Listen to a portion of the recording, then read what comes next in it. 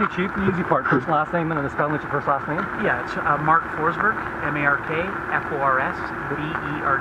Great, and I'll get you. And it's battalion chief, assistant chief. Assistant Chief. Assistant chief, and that's with Burnaby Fire, right? Absolutely. Okay, so Chief, tell me about what you got here. You got a chimney that's blown out by the lightning. Yeah, this evening crews responded to a lightning strike on this home.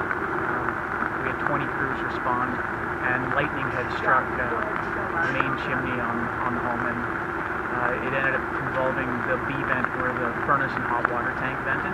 So the bulk of the chimney was blown up and ended up on the back lawn. So crews entered the home to check if there's any extension. No extension to the interior at that point, and the rest of the home was searched.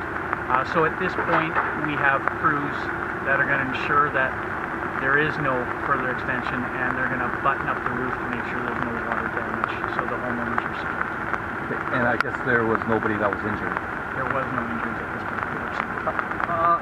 Is this a rare occurrence to have something like this? Have you ever seen a chimney blown out before? I've had it once before in my career. Again, storms along here that produce lightning are rare, so not a common occurrence here for certain, but it's destructive when it does take place. So.